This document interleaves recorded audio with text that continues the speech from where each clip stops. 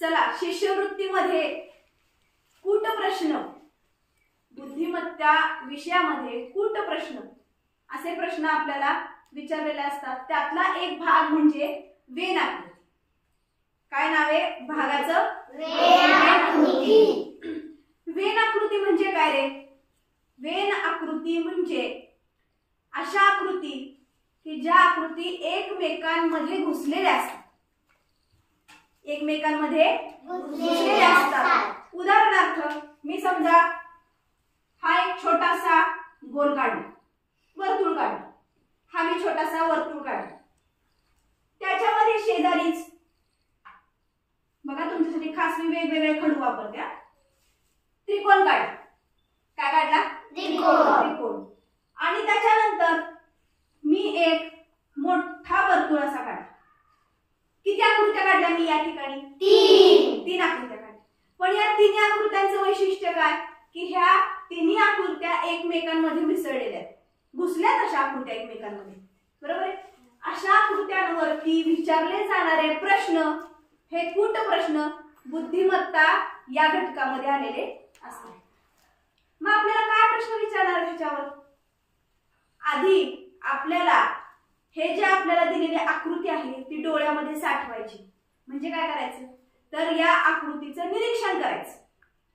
आधी व्यवस्थित काय करायचं? निरीक्षण करायचं. निरीक्षण केल्यानंतर प्रश्न कोणकोणते विचारलेले ते पाहिजे. आता कसे प्रश्न विचारतात त्याची मी 2 उदाहरणं तुम्हाला सांगते. समजा याच्यामध्ये तुम्हाला वेगवेगळे अंक, अक्षर काही काढलेलं असू शकतं. उदाहरणार्थ समजा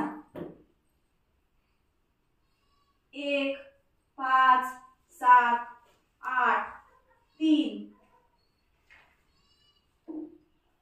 2,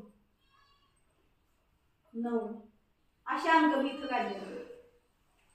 ठीक आहे, हे मी अंक काढलेले दिसतात का सगळ्यांना? हो. या अंकांच्या वरती आधारित प्रश्न आपल्याला विचारले जाणार आहेत. आता या आकृत्यांना आपण समजा नावं दिली की ह्याचं नाव आहे बी, इथं लिहिलेलं आहे सी आणि इथं लिहिलेलं आहे ए. अशा पद्धतीने मी नावं दिली. याच्यावरती आता आपल्याला प्रश्न विचारणार. काय विचारणार? वर्तुळ सी मध्ये, फक्त वर्तुळ सी मध्ये आलेले अंक किती? 3. बघा बरोबर आहे का? फक्त वर्तुळ सी. आता यातले 2 शब्द महत्वाचे आहेत, फक्त आणि वर्तुळ सी. वर्तुळ सी म्हटल्यानंतर आपण ह्या लक्षात घेतोय. बरोबर आहे? पण विचारलंय काय? फक्त. फक्त फक्त म्हटल्यानंतर आपल्या लक्षात येतं 1, 2, 3. हा अंक सुद्धा याच वर्तुळात आहे पण तो त्रिकोणात केलेला आहे. दिसतंय का? हा 1, 2, 3. फक्त वर्तुळ सी मध्ये असलेले अंक किती? अंक मोजायचे आणि उत्तर लिहायचे. त्याच्याशी संबंधित प्रश्न विचारते. फक्त वर्तुळ सी मध्ये आलेल्या अंकांची बेरीज किती? 13. Very good. किती? 13. 5 आणि 1 6, 6 आणि 6 12 आणि 1 13. बरोबर आहे? फक्त वर्तुळ सी मध्ये आलेल्या अंकांची बेरीज 13. वर्तुळ ए मध्ये आलेल्या संख्या किती? 1. वर्तुळ ए मध्ये आणि त्रिकोण बी मध्ये आलेल्या संख्या किती? आणि त्रिकोण बी मध्ये सामायिक आलेली संख्या कोणती? 0. कोणती संख्या नाही इथं. या वर्तुळात आणि या त्रिकोणात इथं आलेली संख्या आहे का? बघा आणखीन एक आपण आकृती काढलेली आहे. या आकृतीचं निरीक्षण करायचं आणि याच्यावरती दिलेल्या प्रश्नांची उत्तर आपल्याला सोडवायची. वर्तुळ आणि त्रिकोणात सामायिक आलेली संख्या कोणती? 3. फक्त वर्तुळात आलेली संख्या कोणती? 2. मोठ्याने सांगा. फक्त वर्तुळात आलेली संख्या कोणती? 2. फक्त आयतामध्ये आलेली संख्या कोणती? 1. वर्तुळ आणि त्रिकोणामध्ये सामायिक आलेली संख्या कोणती? 3. फक्त त्रिकोणात आणि फक्त वर्तुळात आलेल्या संख्यांचा गुणाकार किती? 8. फक्त वर्तुळात आणि आयतामध्ये आलेल्या संख्येचा गुणाकार किती?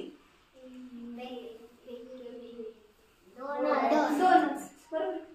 ह्या दोघांचा वेन आकृती सोडवताना लक्षात ठेवण्याची गोष्ट म्हणजे प्रथम या आकृतीचं निरीक्षण करायचं.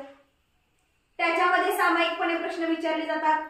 फक्त त्रिकोणात आलेली संख्या कोणती, फक्त चौकोनात आलेली. अशा वेळी न मिक्स झालेला घटक कोणता आहे तो बघायचा.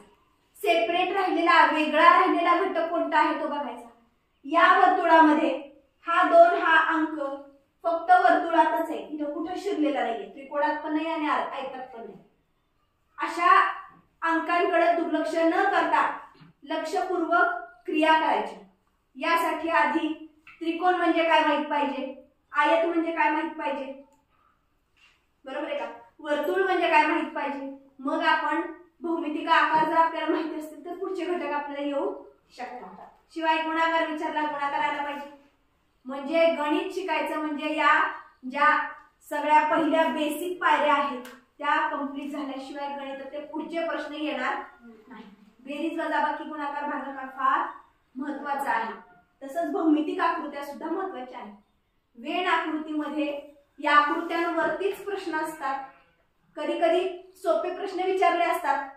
फक्त त्रिकोणातली सांगा, फक्त चौकोनातली सांगा, सामायिक सांगा. सामायिक म्हणजे 2-3 आकृत्या एकत्र आल्यानंतर जो मध्यभागी एखादा अंक येतो तो अंक आपल्याला विचारलेला असतो.